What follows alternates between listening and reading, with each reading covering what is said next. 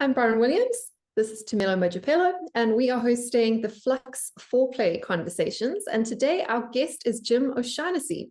And we want to ask Jim one very important question about something that he's spoken and written quite a lot about, and that is about the difference and the importance between understanding the difference between probabilistic and deterministic thinking. So, Jim, what is the difference between these two very different mental models? So I often have a quip that goes, we are deterministic thinkers living in a probabilistic universe. Hilarity or tragedy often ensue.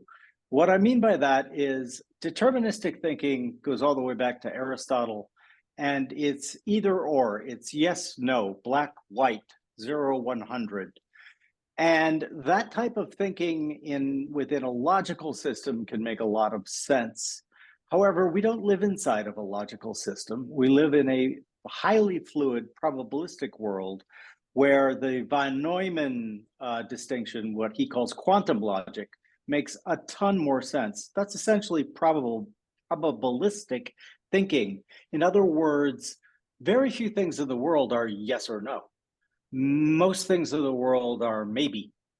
And there's been an attempt primarily on the side of logicians, but also of scientists dealing with questions that really don't get answered by a simple yes or no, to think of more multiple variables in these systems. So for example, there's a 4-value one that says true, false, indeterminate, or meaningless.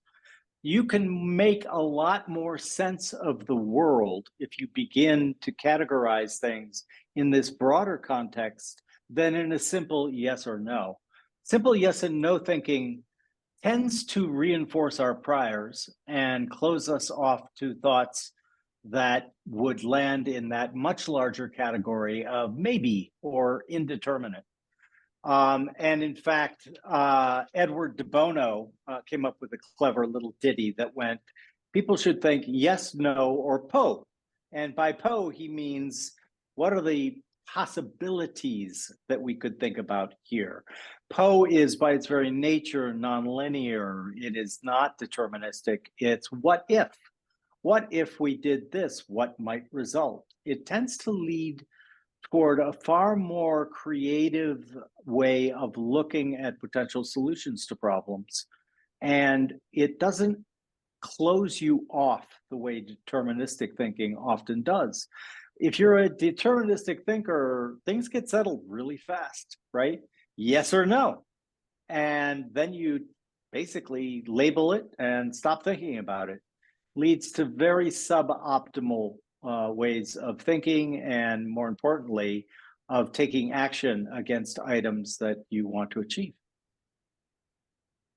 There's something that I like that you mentioned there, and I think especially about deterministic thinking, and it reminds me of a quote by Albert Einstein about how you cannot use the same thinking to solve a problem that created it, right? So for leaders, especially if you're in leadership, how would they make probabilistic thinking something that they apply to their day-to-day context? Because it seems like basically that's how we're wired as humans, right? We always want a solid yes or no answer. So how do we build maybe elements, or points or markers, or if I needed a 5-step plan on how to slowly get to a point where I'm not always looking for a black or white or a yes or no answer, especially in leadership, because like you just said, we are logical creatures living in a very uncertain world, right? How do we now internalize the probabilistic thinking tools or methods in order to be able to respond to the actual environment we're living in? That's a great question, because part of our human OS is we are very attracted to people who seem certain.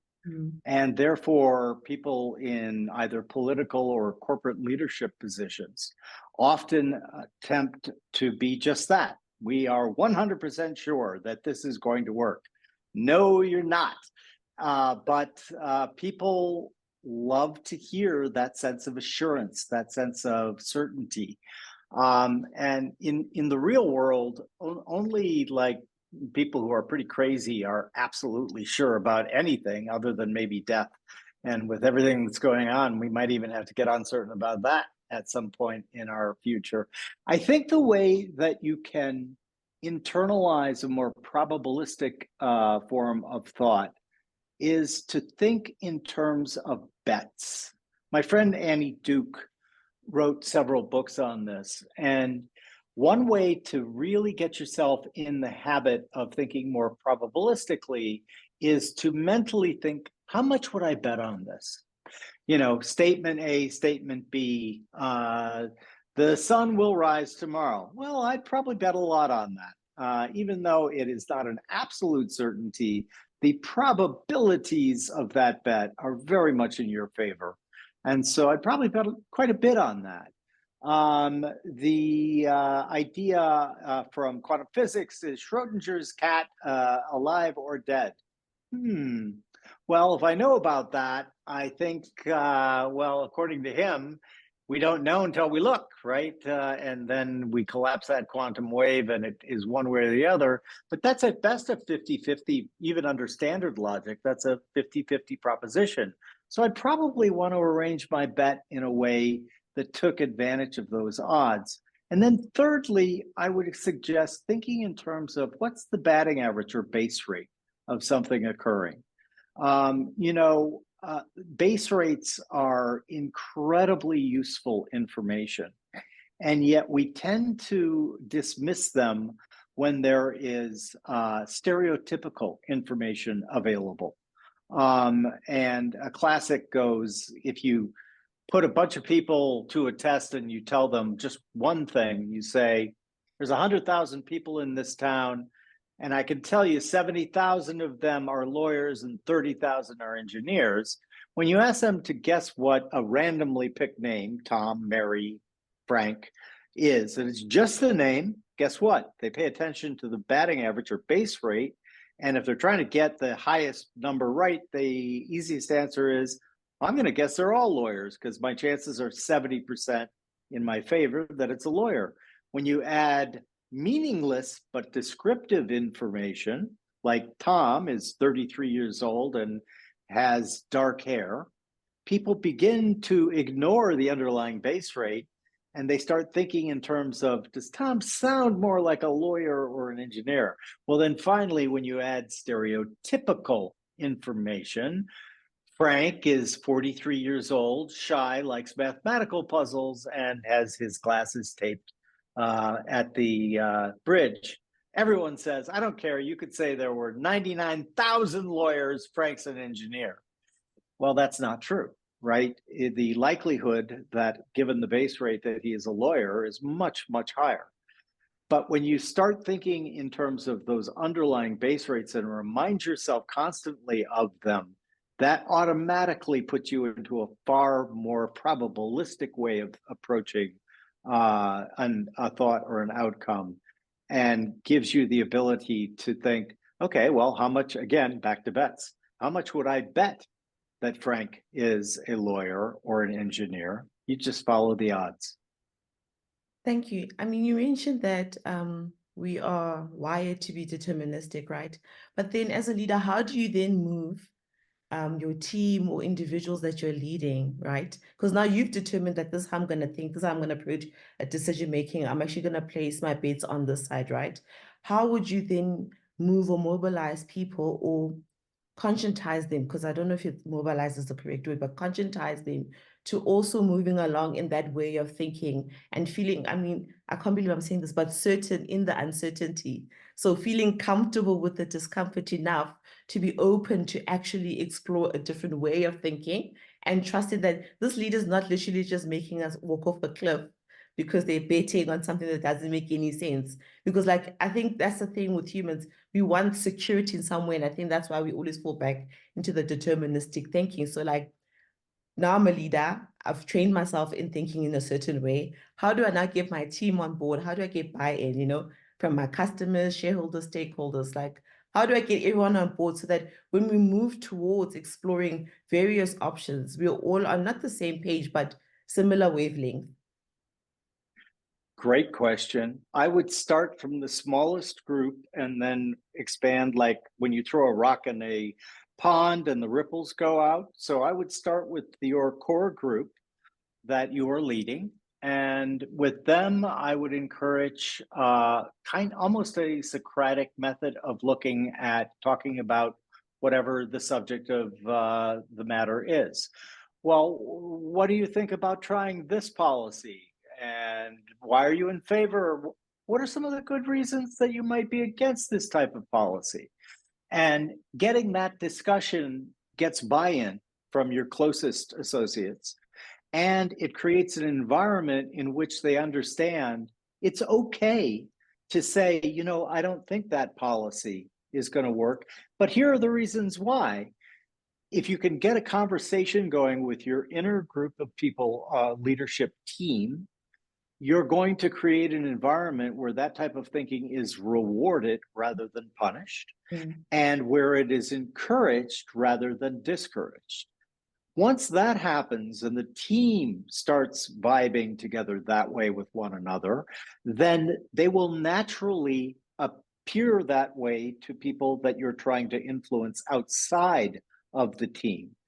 And people, rather than hearing, you know, a canned, this is the way it's going to happen, this is the way we're going to do it, this is the only way, they're going to hear a much more nuanced and interesting conversation that importantly invites them to contribute their own thoughts to the process. And once you get that ability to include the people you're trying to convince of a particular policy or a particular path, if you're in a corporation, that is going to not only invite their buy-in. So in other words, they're not being sold to, they're actually buying in, which is really important. And the only way that they can do that is to feel they have the freedom to listen to the leadership team and think, wow, they really seem to have discussed and really thought about all of the various ways where this could be right, or all of the potential ways that things could go wrong. That type of conversation really invites people's participation. And once you get participation, everybody's rowing in the same direction, even if they have different ideas. That's critical. It also often will lead to a change being made, particularly when you're having and encouraging that type of conversation with your core leadership team. In an environment where probabilistic thinking is dominant, people feel quite free to add things to the conversation that might in fact change the ultimate decision that's taken. And once something like that happens, and it happens a couple times, you get into a much better communication space with your team, and then ultimately with the people you're trying to convince of a particular policy or path. Thank you so much. So in a nutshell, I'm just summing all the ideas that you shared. The benefits of probabilistic thinking is that they bring everyone on board, right? They prepare leaders for an uncertain environment. We've always lived in uncertainty. We've just not acknowledged it and actually internalized it. And unfortunately, in today's day and age right now, we need that kind of thinking that is open to input, because that's basically what it is, right? Another benefit is that it allows you to open decision-making, but also agency up, not just to your core group, but it creates a ripple of change and action in the right direction. And there's a point that you highlighted that I really liked. It's about not agreeing. So it's not like groupthink, we agree, we all nod just because we want to keep the peace, but it's having different perspectives, right? And going in a direction where there is more authentic change and transformation, right? Because I think that's basically the point. It's not to stay in the same place. It's not to repeat the mistakes that a deterministic thinking pattern has repeated over and over again. Is to explore different options and new horizons, right? And ask the questions like you say, what if? What if we consider this? What if we bring these people on board that might have not had a voice? I hope I'm summing it up in the best way for our listeners. I think that's an excellent summation of it. So you've done a great job for your listeners. Thank you so much, Jim, for your time and just making or helping our listeners and our viewers to understand the difference between probabilistic and deterministic thinking. And thank you those who are watching for joining us for our Foreplay conversations. I hope you stay tuned and subscribe and join us for more conversations. Thank you. Thanks very much for having me.